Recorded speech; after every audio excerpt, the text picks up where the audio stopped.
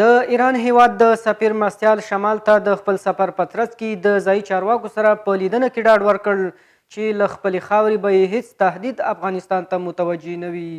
د ایران هیواد د سفیر مرستیال د افغانستان شمال ته سفر درلود. هغه په بلخ ولایت کې په یوه خبري ناسته کې په مزار شریف ښار کې د فردوسي کتابتون ودانۍ، امام خمیني لوبغالي او حضرت علي ته منسوبې روضې په جوړولو او ځینو نورو برنامو په تړاو د ځایي چارواکو سره خبرې وکړې.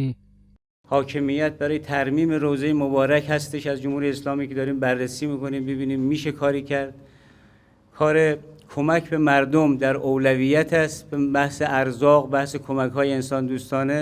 همدارنګه دغه ایرانی ډیپلوماټ د هغه سړک جوړېدو خبر هم ورکړ چې ایران د هرات، بادغیس، فاریاب او جوزجان له لارې سره نښلوي. همدارنګه د سرپرست حکومت څخه یې وغوښتل چې مسلکي او متخصصو کسانو د واپس کولو لپاره زمینه برابره کړي ترڅو د افغانستان په جوړولو کې معیاري ونډه ولري.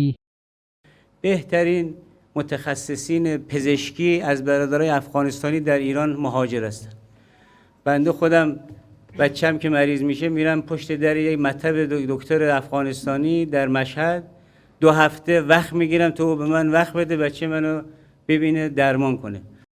د یادونې وړ ده چې د سرپرست حکومت جوړېدو وروسته دا د لوړپوړي ایرانی چارواکي لومړی سفر دی چې د افغانستان شمال ته ځي. افغانستان د ایران سره 978 کیلومتره ګډه پوله لري.